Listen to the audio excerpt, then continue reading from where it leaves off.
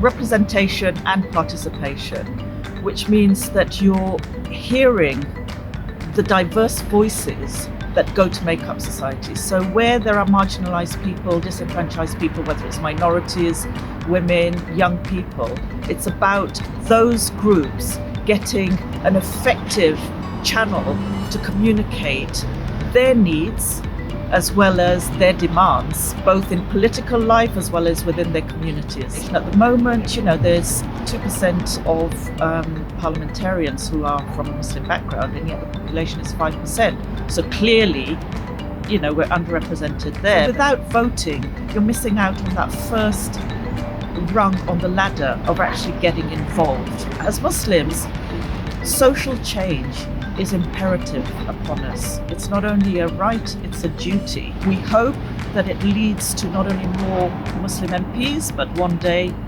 a Muslim Prime Minister, and I don't think that's far off. I think that's a reality. There's lots of things which are of concern to Muslims that are of concern to lots of non-Muslims, whether that's the occupation and war in Iraq, whether it's issues in terms of Uyghurs in China, whether it's the Rohingya and the mass refugee crisis in Bangladesh, whether it's Palestine and its statehood, whether it's the conflict in Syria or the conflict in Yemen or the elections in Sudan, whatever it might be, I think it concerns everyone. We can think that it's out of our hands, but actually history has shown us that public organization, public pressure, public moral outrage can change foreign policy. We often hold ourselves up as an example of democracy and human rights and justice and equality. And if that's the case, then we should live up to our moral propaganda, I would say.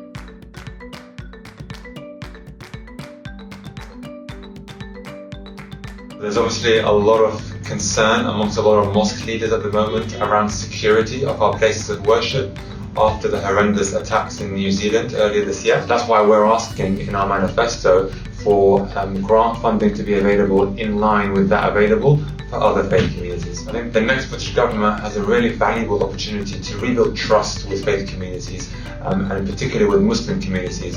And by offering further support in line with other faith communities through the Places of Worship Security Fund, that's a really effective way that we can really support faith communities to feel like a more integrated and important part of British society.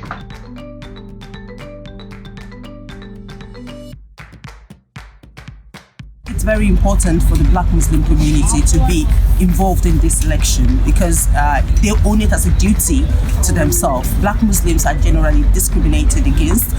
They are the ones who suffer the most in terms of racism. We should be part of this election to ensure that the party that is going to be in power is the party that is committed to tackling racism. If you do not recognize that problem or you cannot identify it, then there's no way you'll be able to tackle it. So it is important for government to commit to adopting the definition of Islamophobia, especially for the African, Afro-Caribbean and the Black Muslim community. I think it's very important for us to go all out there, commit to vote and ensure that our decision to vote is informed.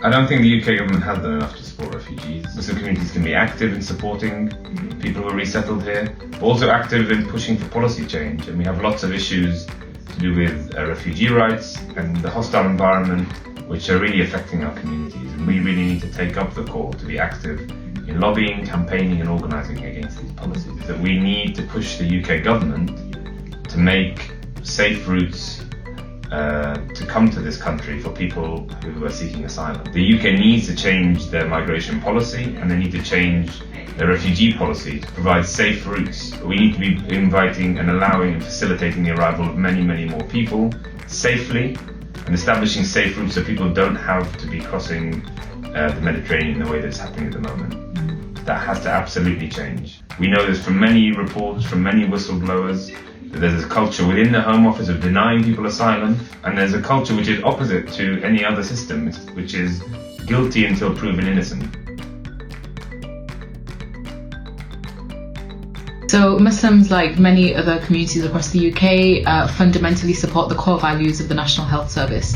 the availability of good healthcare based on an individual's need, not their ability to. We know that this is a really big issue for an aging population. We know that it's a really big issue for Muslims who are under-referred for mental health services. So there are many fronts on which this is a really, really key issue, because people are living with illnesses. They are their lives and their ability to work, their ability to contribute to society is being impeded by their health conditions. A really good example of greater collaboration, encouraged by the next government, encouraged by the NHS, would be to reach out to voluntary and local organisations to engage representative Muslim bodies as well. It's the government job to promote harmony in the community. Religious liberty is one of them, and it says obviously a responsibility for the government and the society.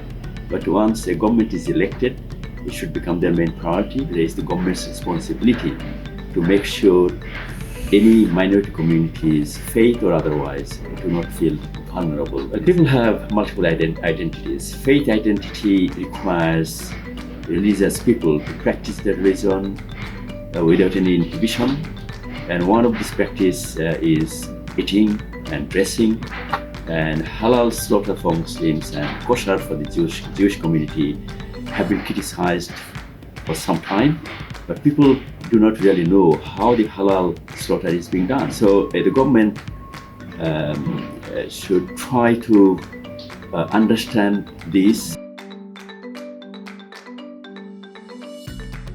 So I would hope that the election this year engages our community, so the electoral process around lots of work that we've done as the MCB to really encourage everyone from our communities to fully engage in the democratic process and take part in the elections, because actually they can make a real difference with the outcomes. So we've done all this work around the pledges and everybody's heard the different voices and perspectives on the issues that really concern Muslims, and how and why we need to really take part in this process to ensure that our voices are being heard.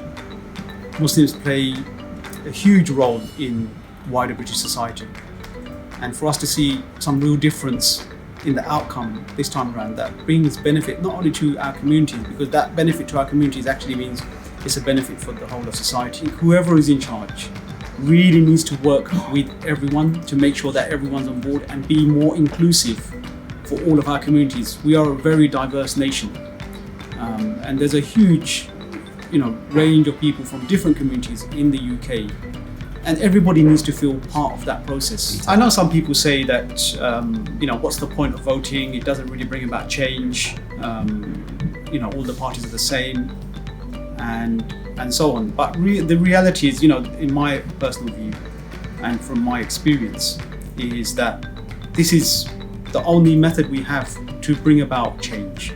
There isn't any other way, really. We live in a society, and we've seen, if we compare the UK to other countries and we look at other countries who aren't really as democratic, they don't have this voice. We're in a very unique position within the UK.